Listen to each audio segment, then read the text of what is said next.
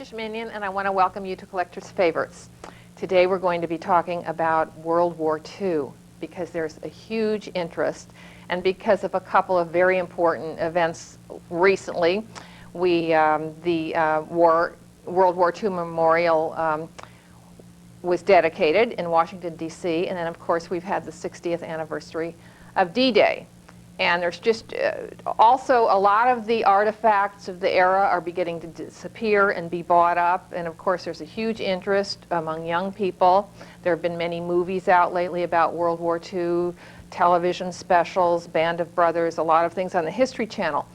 So anyway, we've got a return guest today, Bill Doggett. Hi, Bill. Hi, Sally. Bill is a collector of magazines, and today we're going to really focus on World War II issues. So let's start off a little bit before the war, because of course that's what's going to be leading into what we're going to be talking about. And what do we have here? We have a May 1941 issue of Life magazine. What's interesting about this particular issue is that... So let's mention maybe for younger people who don't know that what really prompted our entrance into World War II was December 7th, 1941. And this is before. Right. And what makes it special is that this is a issue where there's a photo, very big photo spread about Roosevelt calling for a 7-day-a-week effort to prepare the country for defense in May of 41. Understanding, by contrast, that, December 7th is supposedly unknown to us, but yet in this issue of May, we are already beginning to prepare. And not only is this issue the first issue that, or the, let's say, inaugural issue where we begin to prepare for defense, we have perhaps one of the seminal early issues of Life magazine, the defense issue. It's a July 7th, 1941 issue with General Patton in glorious color. In fact, I would have to say three-strip Technicolor color on the cover. And this particular issue is just packed with imagery, articles, photographs that deal with the defense and the defense effort. So. And of course, Hitler was marching into various countries in Europe, so people were prepared, but it's just interesting that, because as we'll show you right now, actually, Bill's done something very interesting here. He's going to talk about how the ads changed in wartime, and I've been going through, I have some World War II Life magazines, and I was just struck by how regular products that we would be used to, all of a sudden the ads become totally war-oriented. But we wanted to show, now this is in the 30s, and this is Cine Kodak. This is the New York World's Fair. And this is 39. Oh, and there's the symbol of the World's Fair. The sphere. Yeah. And the periscope, I think it is called. So this is one of Life's great moments. But this is actually one of Kodak's great moments in terms of advertising. In the consumer market was basically the American public. Okay, here's using a early version of a Kodak movie projector. It's Kodak ad, a very large format Kodak ad. But look what has happened. As of Let's go down here. In the middle of 40s, we have Kodak advertising on target. Kodak optical systems for the fire control destroy the legend of German supremacy in lens making. It's quite a contrast to see the two of them. But this is what happened as a result of World War II's seminal event, which is of course Pearl Harbor, and Pearl Harbor being very important that we show this. This is the December 15th, 1941 issue. This is the first issue wherein war is declared. This is, in fact, some of the photographs of Pearl Harbor actually are in the successive issues of December. It's interesting because most people thinking, okay, the headlines that everybody has collected and seen are all December 7th and December 8th, whereas actually the Life magazines, which was the magazine headline, if you will, begins only as December 15th. Well, they only came out once a week. Right.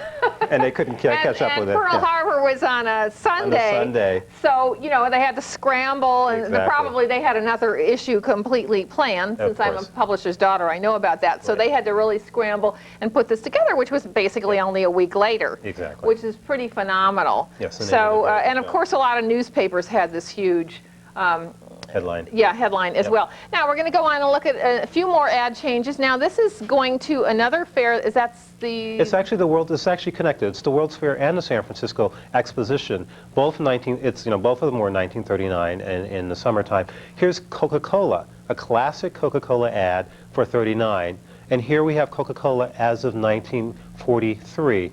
I'm saying this for Uncle Sam for victory by United States war bonds and stamps, and it's a Coca-Cola ad. Quite a change, quite a contrast. It's the whole psychology of focus changed from, from advertising of the 30s, of the late 30s, of the era of the isolated Well, America. kind of enjoying yourself. We are enjoying ourselves. We are isolated. The war had started in September 1939.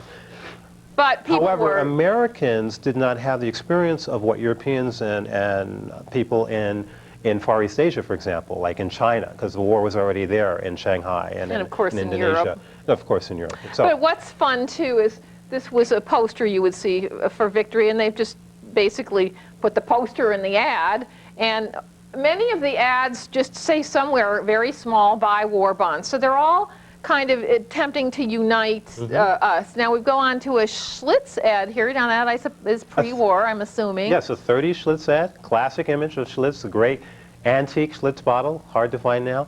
And here we have going to the mid-40s. Every fourth bottle of Schlitz goes overseas.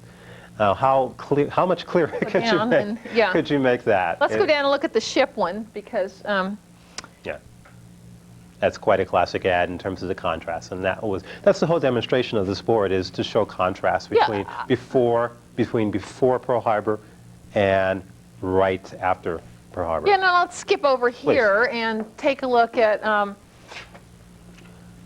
And here's just a simple. Yes. Remember Pearl Harbor. Remember Pearl Harbor is, if you will, like Remember 9/11. Yeah. They're very comparable. This became the seminal event of the war, the motivator, the thing that people wanted to remember and to, I guess, like a rallying cry. A rallying cry, and as well as to, if I can use this word, avenge. If that would have been a consideration. Definitely. But it's interesting because and I'm wondering if some of these companies, just in order to keep Life magazine going, or if they had a contract to contract so many ads that they just continued putting ads in, because really the War Department was going to buy their product anyway because it was needed. So in a way it was very patriotic for them to continue putting the ads in. And not only patriotic, but also promoted an image of their company as being supportive of the war effort. And that was the whole thing. Everybody was enjoying to support the war. Now here's just an absolutely adorable ad, but maybe and serious in a way, but here are little lifesaver guys, but they're all different branches of the military. So and they're marching off really to war. Cute. They're all marching off to war, and it's there's a Marine, and there's a pilot with his helmet, and there's an Army something, and probably a Navy swab, and I think this guy here was probably home civil defense. So everybody was included, but they've combined a war subject with a very whimsical, cute, charming little ad. And lifesavers were probably used or sent off to the GIs as, that was as the candy. As nourishment. Yep. Now here we go again. We've got Borden's Elsie, and that of course is pre-war. No, this is war. No, this is war. This is specifically World War II. Yeah. This is Elsie putting up the posters. They're counting on you to give more milk. Calling all cows, give to the last drop. And this is an Uncle Sam image in the background. It says, he's doing his duty, do yours, give more milk.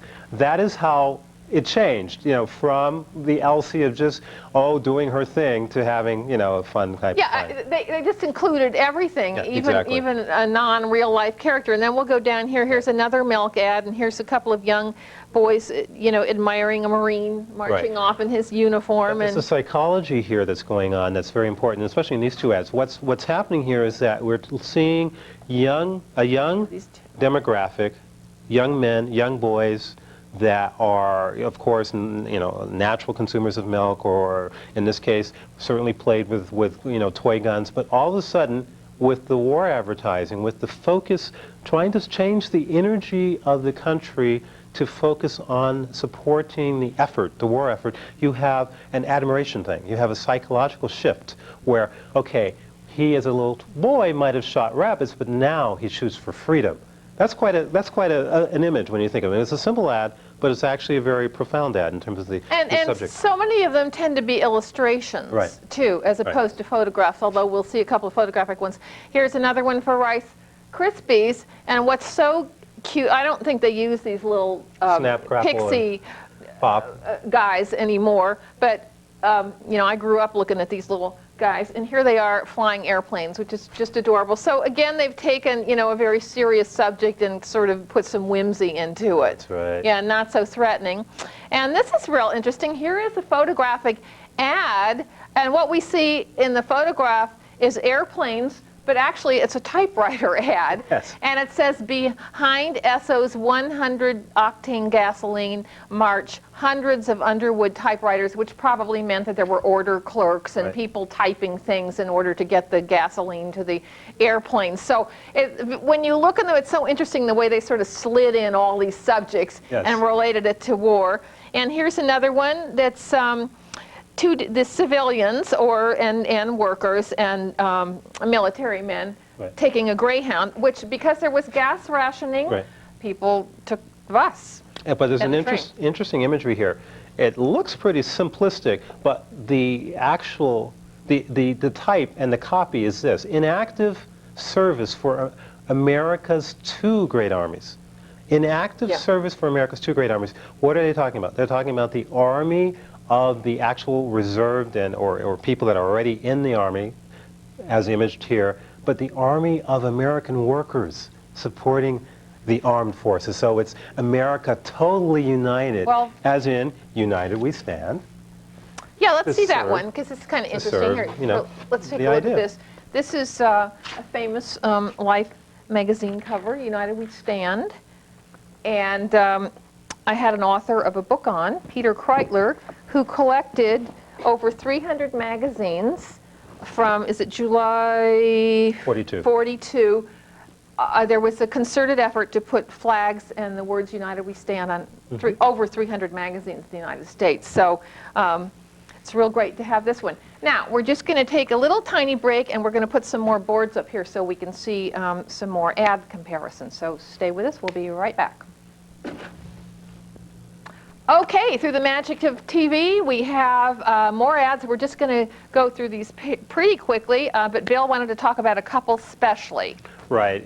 What we're doing to show you the difference between the earlier ads and this is to show that from general direct advertising, we have gotten now, we're at a point in the war effort where it's dramatic, graphic advertising. And one of the things I'm showing here, of course, is the war effort through manufacturing, keeping a promise, looking at the war production, how war has, you know, from 39 it was 100% to 1942 is up 2,093, 2,093%. So, and tithing for victory. And we have to always not forget to mention one of the most important female images of and in advertising of World War II, and that is Rosie the Riveter. This is a Chesterfield ad, but this is an image that became very, very important throughout the war effort, especially as it represented the image of the worker doing their thing. So, and I love it the way they snuck by war bonds in there again. It's a poster behind her, so that's real interesting. They always got that in there. Exactly. And of course we have, you know, the car manufacturers, Chevrolet and Cadillac, and their different uses of imagery, one being illustration, one being actual war front photography, of course the bombing, and then we go to props. This is our closing panel, which is the most dramatic of all. This is terribly dramatic and just a wonderful illustration. For Belmont Radio has this incredible ad of, you know, illustration ad of a tank, but it's a tank that has all of the pathos and energy and macho supremacy, if you will, of the American Allied effort, so to speak. Yeah, it's a fabulous, it's and then you have this incredibly graphic design ad for Emerson Electronic Radio. That in itself is a design. I mean, I'm not sure who the illustrator or designer was, but clearly their professional was involved in that. Now this is a real great ad too. The way they've just you know, the way they've graphically arranged it, just a part of the plane there. I mean, it's a great ad. This is for both Lockheed and Vega. Both were very importantly involved in the production of the war planes, the major war planes, the bombers, so Lockheed and Vega. And then, of course, Chesterfield. How can we not talk about the cigarette manufacturer that has just no end of campaigns of different kinds of soldiers, and even Santa Claus is going. Well, Rosie and he both have cigarettes hanging out of the edges of their mouth, which, these days. There's a contrast. Yes, there's a contrast. It's very, very interesting. It's very, times have changed even in having cigarette ads.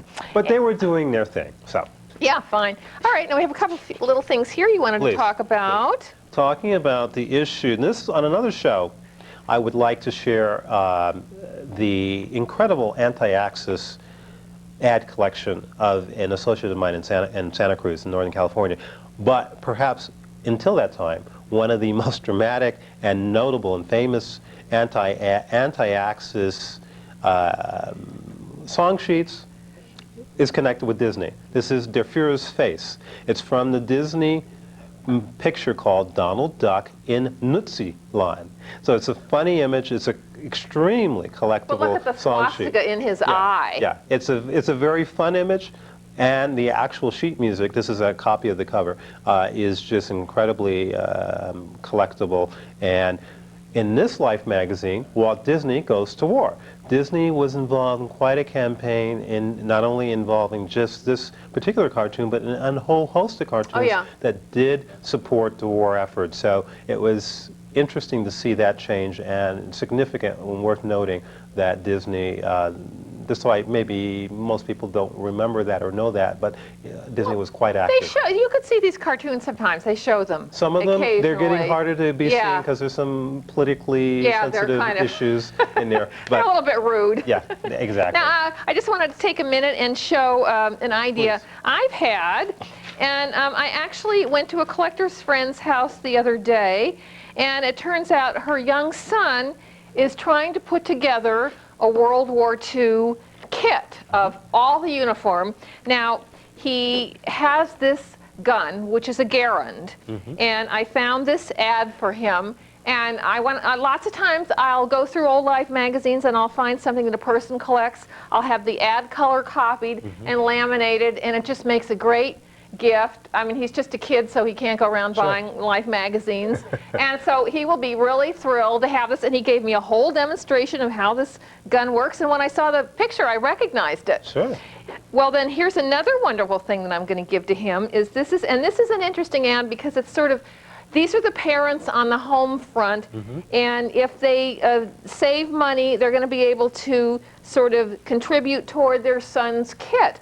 And what's so great is my young friend had some of the items already here, but he's going to love this because it's going to show him what was in the kit and what he already has.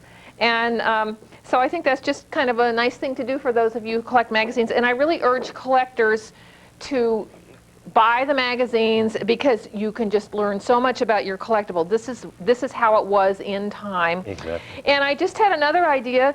This little ad mentions rationing, and this is a little ration book that I picked up. This is what you did when you went to the gas station or to buy meat.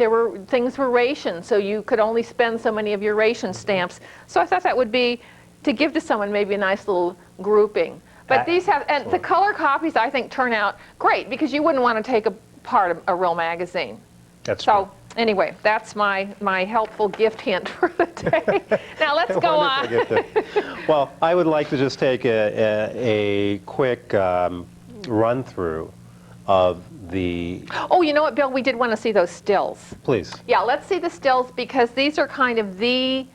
Well, it works, it ties into what we're talking about. Yeah. What we're going to do, what we're looking at now are similar images of World War II as captured by Life magazine photographers. The image that's currently on is by Robert Capa. Robert Capa is perhaps one of the most important documenters. Photography and photographers, as under the hire of Life, did more to communicate the message of what it meant to be at war than anything. That's D-Day on Omaha That is Beach, D-Day which we at all Normandy. know was not a safe place to be. Despite the fact that the headline said there was very little casualties. We know to the contrary that there actually was quite a bit. But as a photographer myself, having had a career in photography, it's my great honor to begin to highlight some of the gifts and the legacy of some of these great photographers, because it is their gift and their work that creates basically the whole dictionary of what classic American photography is, as well as what classic war photography Plus, is. they were in danger. Let's see the rest, if we could. Absolutely. Let's go to the next one. Yeah, let's see. Have we got it? The next seminal photograph. Okay. Well, we don't have it. Maybe we don't have Let it. me continue to talk Okay. about. Oh, there we have it. Okay. That's the famous one. That is by Joe Rosenthal. That is the mounting of the flag at Iwo Jima. That's, of course, and then there is the very famous VE Day photograph by Alfred Eisenstadt. The three photographs that we have just seen define World War II. The fourth one, which is, of course, the first atomic bomb, the atomic bomb in Hiroshima. These images are for life, if you will. I mean, literally, not just the pun, but really, they are for life. They define. And of course, here again is that actual life, which we just think it's so great that we have to show it. And they really didn't do that many color photos, no, not at all. covers not at at that time. Not at all. But Patton, another dramatic type. Very dramatic, but also probably threatened them. this was one of the seminal color covers of Life at the time. Yeah. Absolutely. And also, I believe a postage stamp was made of this later. I'm almost positive, as we approach the 50th anniversary, if I think of World War II, I'm almost positive that's we'll have to ask some stamp collectors. Yes. And now we want to go through some Life covers. Right. Okay. And the covers, what I want to say about Life covers is simply this. Life, just hold one up so they can be looking at Life something. did something really special and really important. Not only did the photographers make a statement in what they did in terms of on the battlefront and types of photos we just looked at, but the covers, what Life was smart enough was to bring home the message as graphic and dramatic as possible in these black and white classic covers. So this is actually a Dmitry Kessel, American photographer, Russian descent. He did a number of covers for Life, and these two right here are pretty strong, and these are really classic, militaria collector covers, if you will. And Bill, I wanted to mention that almost everyone had someone close to them in the service and the theater of war. Right. So, I mean, this was very important. You could see maybe something in a newsreel, but of course there wasn't TV, Right. and the radio didn't have much. So this was really how people could see how their loved ones were faring. That's so right. it was That's probably right. with great trepidation sometimes that they would pick these up. I mean, these were real lifelines to Yes, people. They were actually very much so, because all it really was radio, the headlines, and Life magazine. Well, and newsreels. And but, newsreels, of course. but That's very important to mention. yeah. That. Newsreels were But very this was, important. the whole family could look at it, and it was Exactly. very, very important to people. And share them over and over again. Yeah. Also in photography, I have two show this? yes, we sure do. Okay. Two very interesting issues of U.S. camera. They are both, I believe, from 1944, and one of them has a particular is of interest because it talks about, not only does it have interesting ads, but it talks about war fragments and the invasion. So here are photographers, some of whom are working for Life already, but some of whom are not working for Life. In fact, it's a perfect segue. Many of the covers of Life magazine are not necessarily Life photographers. Oh, There are many. freelance. There are Signal Arms Corps, the Signal Arms photographers. There were versions of AP, different kind of news agency photographers. You'd be surprised. It's very interesting. But the ones that were under the employ of Life magazine, like Alfred Eisenstadt, like Robert Capa, like Margaret Bork-White, did some incredible work, absolutely incredible work. But of course they had to take them where they could get them, too. That's true. And Whoever had them would be the ones they would use. I want to call attention to a photographer very few people know about. He is a gentleman, his name is Elliot Elisafan. He is showcased in this particular U.S. camera, magazine of March 1944. He, like Robert Capa, did incredible work, mostly battlefront work, but the man is an unknown hero at this point because very few people know his name, but he did wonderful work. Yeah, like take a look at that. Yeah, wonderful work all over all the theaters from what I understand. But We still have the European order theme. form. Yeah, isn't that neat? And there, That's which neat. of course you should leave in a collectible magazine. More graphic covers, not Life magazine photographer covers necessarily, but graphic covers, certainly driving home the war message, for And sure. Here's a plane. For sure. Yeah, okay. And Oh, then- look at this one. This is actually very fabulous. Yes, infantry, Yeah, what a great picture. infantry. Another one, Nazi prisoners. So the interesting thing about these, now I would probably collect these because I would be interested in the ads for household and some of the war material, but for a person who was interested in photographers, that would be a whole different area. It's a whole different area. So there's so many facets to There are so many. collecting. This is these. a famous Life magazine of the era. This is the In Normandy Life. This is technically considered the D-Day Life. It's not really because D-Day was obviously in June, but the 60th anniversary D-Day issue of Life, the memorial issue, uses this particular Oh, it magazine. does. This particular one is a rarer one because it's the Overseas Service Edition, but it's a very famous photograph by Bob Landry. He was in the employ of Life. Oh, now you mentioned this to me. The overseas editions Yes. did not have ads. They just had the They were photographs. just the photographs, so these went to the boys Right. overseas. Right. And this one deals with And of course, it was lighter, and they did. Why did they need the ads? Right. They couldn't buy anything. Exactly. Exactly. They were just issued products. Yes. We only have like a minute left, Okay, I so want to unfortunately, take the minute. I'm going to take one important thing. Okay. There is also in the war effort, there were many different ethnic groups involved, and of course, African Americans were very involved in World War II, and we have to remember that. And Kay Chester did this incredible visual spread, this incredible You spread. wanna turn it? Please, on African Americans in the war effort. So I want to just certainly make sure that we note now his that's work. a wonderful image, and I don't think I've ever seen that. And there are other photographers that did work on the Tuskegee Airmen. That's a great one. All right, I think we have to wrap up. Well, Bill, you're probably going to want to come back and do more shows. Thank you. Probably. There is so All much right. to talk about. Well, thank you so much for coming again. Always fascinating. It seems like we've only been talking for 10 minutes. Anyway, thank you so much for watching, and I really urge people to get interested in magazines. Whatever you collect, it's always a thrill to find your collectible, and you can learn so much about the period of time that your collectible came from, and etc. So anyway, happy hunting out there, and we'll see you all next time.